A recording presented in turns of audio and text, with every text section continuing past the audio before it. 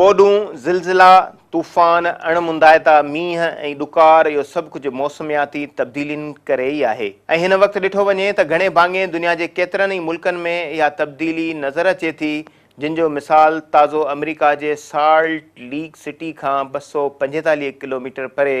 Brian हेड नाले जंग खे लॻल बाहि आहे, जंहिंमें 1500 माण्हू मुतासिर थिया। जून महीने जे आख़िरी हफ़्ते में पेड्रो ग्यो ग्रांडे वारे इलाइक़े में जंग खे लॻल बाहि करे 64 माण्हू मारिजी विया।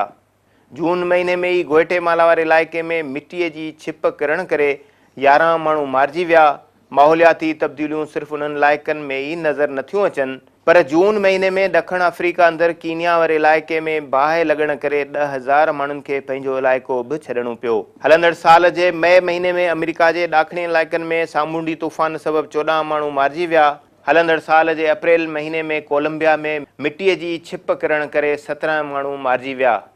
मार्च महीने में कीनिया सख़्तु ॾुकार खे मुंहुं ॾिनो, जंहिंमें हिकु अंदाज़े मूजिबि 27 लख माण्हू मुतासिर थिया। जॾहिं त गुज़िरियल महीने खां हलंदड़ महीने ताईं ॾखण एशिया में वरी चौमासी जूं बरसातूं आगाटियूं शुरू थी वियूं आहिनि, जंहिं करे श्रीलंका में 200 जे लॻभॻि माण्हू मरी विया ऐं साॻीअ जहिड़ी सूरत हाल बंग्लादेश में सामूंडी तूफ़ान ऐं बरसाती ॿोॾि खां पोइ 200 जे लॻभॻि माण्हुनि पंहिंजी हयातियुनि तां हथु खयो।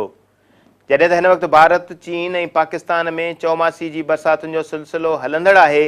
हिन वक़्त ताईं जी रिपोर्टुनि में पाकिस्तान अंदरि 19 खां वधीक माण्हू पाणीअ में लुड़ी या बिजली जे करंट लॻण करे फ़ौत थी चुका आहिनि। जॾहिं अञा सुधो चौमासी जे बरसातुनि जूं अॻकथियूं थींदे नज़र अचनि थियूं ऐं हिन वक़्तु माहिरनि जो ख़्यालु आहे त ईंदड़ सालनि में मौसमियाती तब्दीलियुनि जो घणो असरु पाकिस्तान ते बि पवंदो, जंहिं करे मौसमियाती तब्दीलियुनि करे न रुॻो हिन ख़िते में गर्मी पिद वधंदो, पर साॻिए वक़्तु वधंदड़ गर्मी पिद जो सिधो असरु वरी ज़रायत ते बि पवंदो।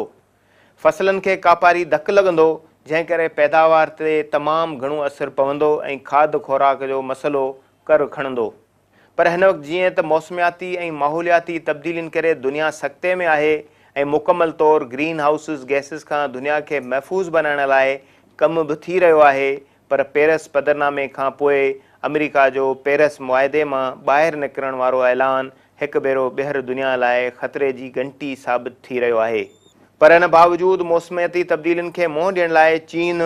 यूरोपी यूनियन, बर्तानिया ऐं ऑस्ट्रेलिया अॻिते नज़र अचनि था ऐं पंहिंजे हिसे जो कमु करे दुनिया खे उन्हनि इम्कानी ख़तरनि मां बचाइण लाइ उपाउ वठी रहिया आहिनि। पर उन जे बरक्स ॾिठो वञे त टी दुनिया जा केतिरा ई मुल्क ग्रीन हाउसिस गैसिस खां छुटकारे लाइ वीचारे रहिया आहिनि। उते असां वटि पूरी दुनिया खे ख़तरनि खां बचाइण लाइ किरदारु अदा करणु त परे जी ॻाल्हि रही, पर पंहिंजे मुल्क खे उन्हनि आफ़तुनि मां छुटकारो ॾियण लाइ बि नथो वीचारियो वञे, जंहिंजो नतीजो हाणोके चौमासी जी पहिरें वसकारे खां पोइ सिंध जे राजधानीअ कराचीअ में गटर नालनि जे बंदि हुजण करे पाणीअ जे रस्तनि ते काहे अचण मां बि ॾिसी लॻाए सघिजे थो त साॻिए वक़्तु इंतिज़ामी नाअहलीअ करे सिंध जे ॿियनि शहरनि में पैदा थियल सूरताल खां पोइ बि ॾिसी सघिजे थो। गॾोगॾु हर साल हसास रहंदड़ सिंधूअ जे बंधनि मां बि अंदाज़ो लॻाए सघिजे थो त मजमूई तौरु इम्कानी ॿोॾुनि खां अवाम खे महफ़ूज़ बनाइण को वॾो ॾुखियो कमु न आहे,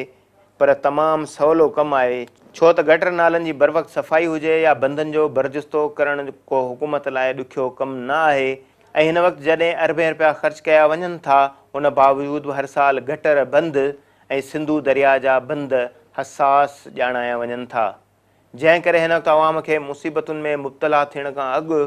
संदन वाहुर लाइ वीचारिजे ऐं इम्कानी ख़तरनि खां खेनि महफ़ूज़ बनाइण लाइ रिथाबंदी कजे, छो त हाणे गर्मी पद वधण जूं न रुॻो पाकिस्तान लाइ अॻकथियूं थी रहियूं आहिनि, पर साॻिए वक़्तु इम्कानी तौरु ख़ुराक जे मसइलनि जे जनमजण जूं बि अॻकथियूं थी रहियूं आहिनि। तंहिं करे असां सम्झूं था त मौसमियाती तब्दीलियुनि खां बचाव लाइ ज़रूरी आहे त हुकूमत खे अॻुवाट रिथाबंदी करणु खपे त जीअं इम्कानी ख़तरनि ख़िलाफ़ु अॻुवाट बचा बंदि ॿधी सघजनि।